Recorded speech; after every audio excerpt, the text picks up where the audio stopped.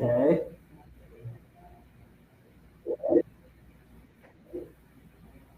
We're sharing it through Teams. Well, thank you guys for bearing with us trying to figure this out. Appreciate your patience there. There we go. What are Yep. you seeing there? Okay. All right. Much appreciate your patience as we sort that out. So, as I mentioned, my name is Andrew Carey. I'm part of ESRI's imagery and remote sensing team. I'm dedicated to supporting the AEC sector.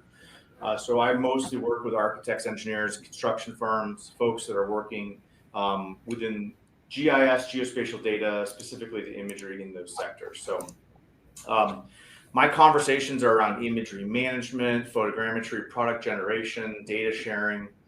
Specifically today, we're going to talk to you about the ArcGIS Reality suite of products, what they have to offer, how they integrate into existing Autodesk workflows, showing you some of the tools and solutions that are available. At ESRI, we strongly believe that imagery is an enterprise asset. For organizations that have rich imagery generation and reality capture divisions, they're taking that data and using it to answer specific questions about their sites, talk to their customers and clients about what's happening at a particular site. So there's a variety of different workflows within the reality world, but we do believe it is a foundational content layer. So more than ever today, we do see that this is advanced. We do see that imagery is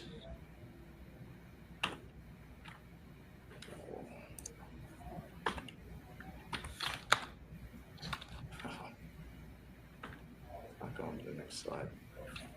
Here, you want me to drag it? Yeah, let's see.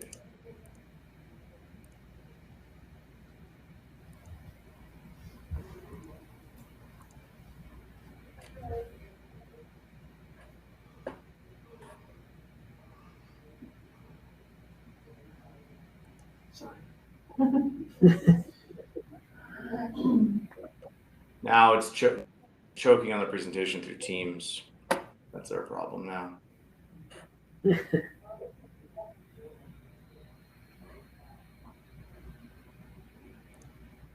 try to see if I can.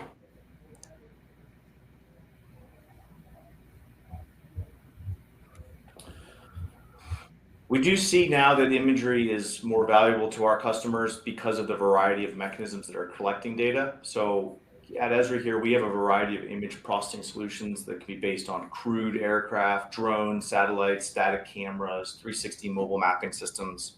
We see data being collected out in the world in a variety of different mechanisms. All of those data sources are producing some form or another of a type of reality capture. For our GIS customers in the ESRI world, that data needs to be managed, interacted, and brought into a systems of systems type of approach.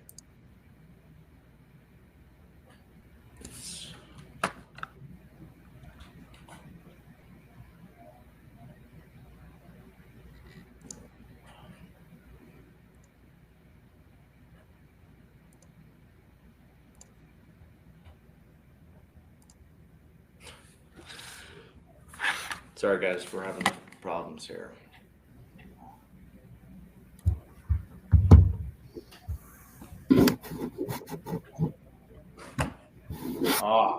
Next slide. Yay. Okay, so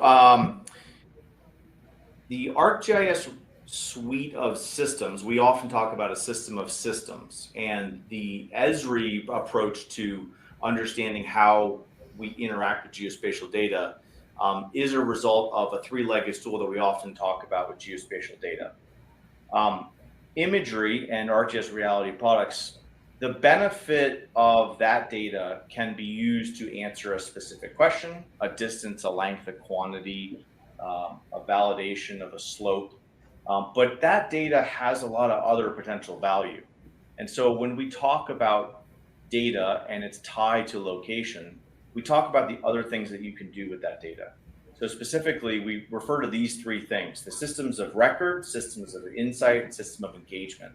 These are three mechanisms that we do see reality capture data as being able to flow through a particular system that can bring value to the data you're already capturing. How do I go to the next slide? Maybe we can download this so we're not streaming it from Teams.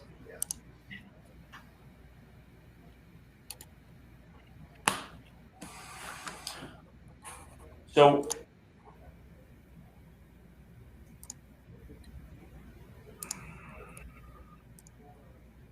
what we're seeing now. Reality mapping. So okay, that's the slide wrong. Yeah. So when we talk about these data systems and these ways that we're capturing data, drones, airplanes, space-based systems, they're all fundamentally capturing very, very similar types of data. We're capturing either active or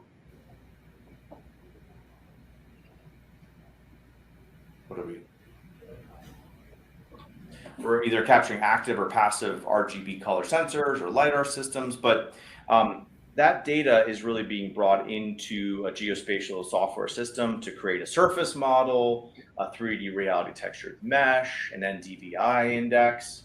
Those are all sort of derived products that we're generating from our reality engine. And then we bring those into the ESRI suite so we can answer, address, and communicate different types of location-based analysis. See the next one. Oh, great. Okay, this is working a little better. Okay. So keep in mind, when I mention the ArcGIS reality engine, that is proprietary ESRI technology. That is aerial triangulation, photogrammetry. It's processing imagery data sets.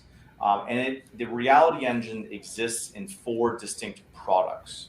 So we have the drone to map product, site scan for ArcGIS, and we have the reality extensions for Pro, as well as Reality Studio. These are 4 individual products that are meant to process data from different types of solutions. Today, you're going to hear us talk a lot about SiteScan. That's our flagship drone processing platform. That's a cloud-based platform. But keep in mind, this graph here is meant to show the airframe system, the altitude, the size and scale of a project, and what products you might use to process data from that. Go to the next one.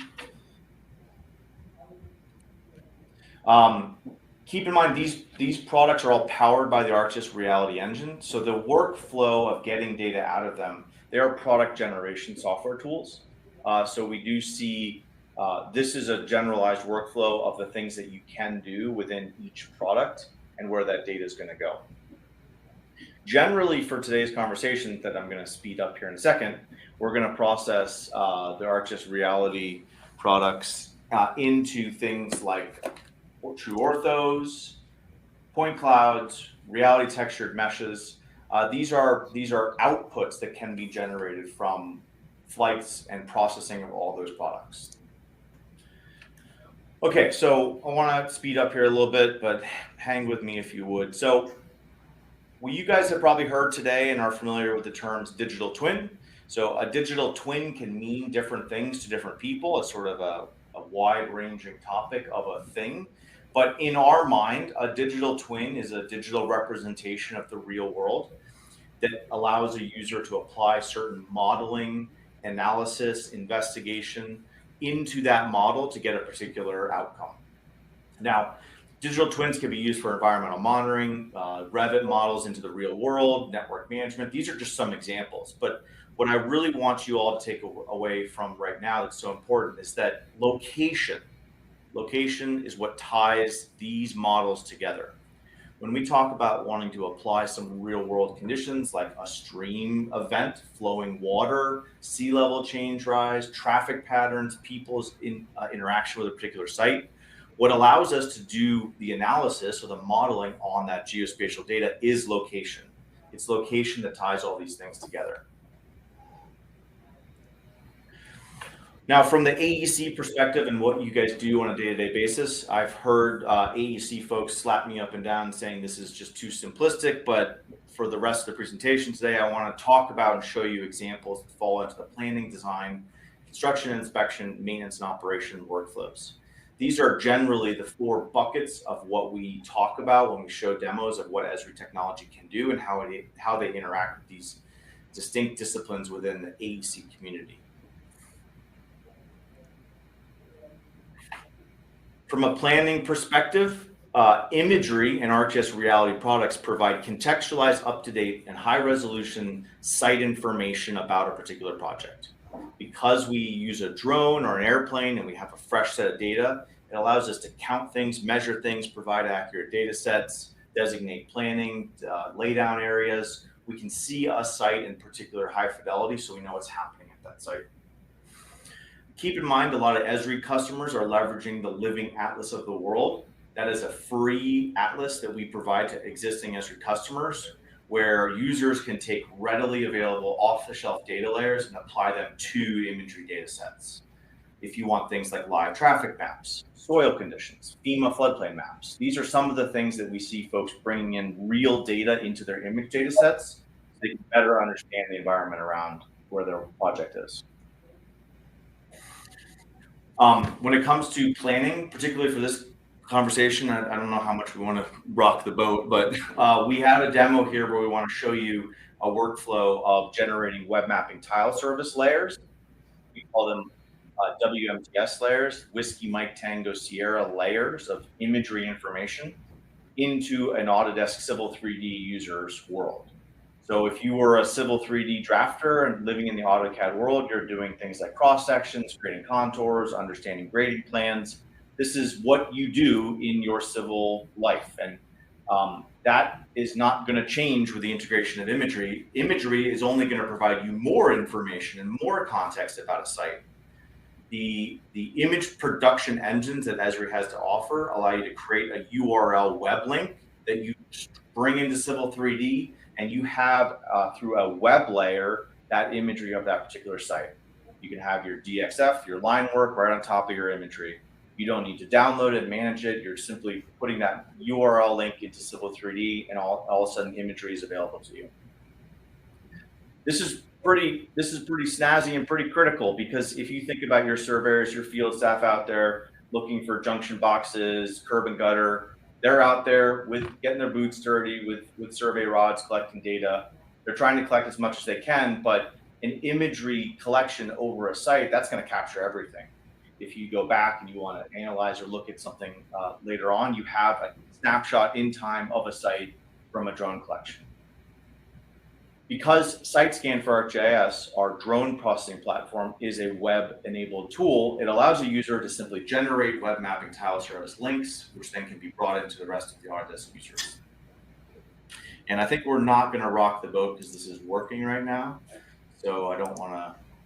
We'll come back to it maybe at the end for questions.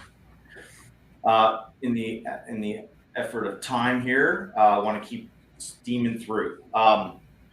When we talk about imagery data layers, we often talk in the AEC space about drones, particularly because the sites are small.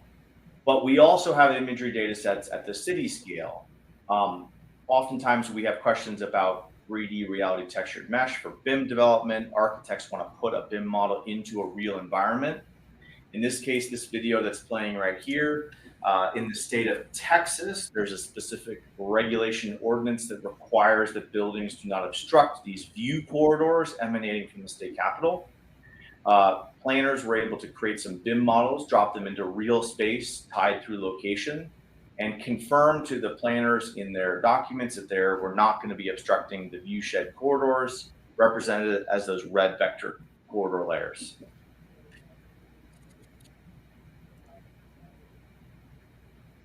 We also have a rich data set here of the city of Boston, which is a reality textured mesh of the entire city generated from our partners at Blue Sky.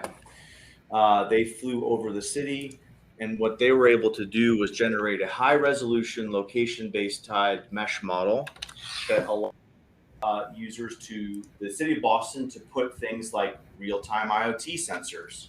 So they have their police, their fire, their EMS workers, their utility lines. The elements of a 3D GIS allow them to take those existing vector layers and bring them and drape them right on top of the 3D model. Not going to open these. I will share these links in this presentation with anybody in the room that would like to get access to them. All of these links allow a user to go into a live demo. They can turn off and on the layers, check the keyframes, turn on the BIM models for planners to see where things are going to get dropped. in real space. But this whole perspective that Esri is moving into, this idea of 3D GIS, this is what our customers are asking for. These are the unique things that they are working on and doing today. Furthermore, when it kind of comes into the design world, we're continuing to talk about applying real world conditions and real changes to environments with existing CAD data and GIS information. So in this example here, this is a port in Taiwan where a user was able to fly an unmanned system, a drone pilot over this port. We processed the data through the ArcGIS Reality Engine to generate high resolution 3D meshes, point clouds. We were able to contextualize the environment in real space with the drone in about 45 minutes, process the data in a couple hours. We then took Revit models from proposals of builders at this port, that we were asking, how does your building affect when there is expected 5 meters of climate change sea level rise that will be affecting this port very, very soon? So the planners wanted to see, okay, what happens if you put this building in this space on this pier and we get 5 or 2 meters of sea level rise here in this case. Esri has got a lot of these gaming engines and realistic scenarios they can apply to an environment. And because we're hosting that BIM Revit model in real location space, we're able to apply those real world conditions to a specific model to see what might happen. We see folks using, I mentioned streams, ponding of lakes, sea level rise. We can simulate rainfall and quantities of material in particular areas. So this takes something that's a conceptual design created in the CAD world and bring it into our real world, where then we apply real elements to it to see how it will be impacted by changes to our environment. A couple other good videos. That was a drone example that we just showed you there. This is of floods in combination with integrated mesh. We created. I don't know if you guys are you guys here. Of floods in combination with integrated mesh. We created beautiful visualizations of water reflections and within city models. But this is not the message of the sea. Flooding events are disastrous, with lives and properties destroyed, and having a beautiful visualization just doesn't match that at all. ArcGIS CMU and the JS API releasing for the user conference that are visualizations with precipitation. So again, the ArcGIS Reality Engine is what's creating the foundational layer for us to do then these advanced analysis on from other tools to see what may happen in a particular environment. The reality mesh that we create is what builds a realistic foundation, but it does not a necessity. We can take our image-derived products to do things like create building cubes and semi-realistic scenarios.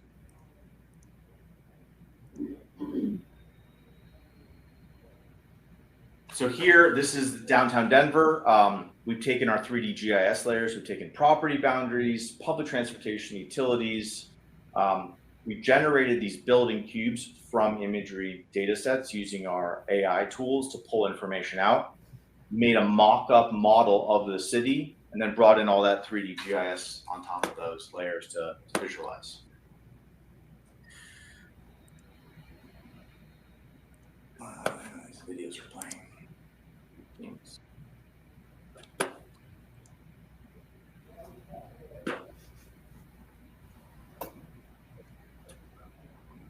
Can I share this? You might need to reshare that window.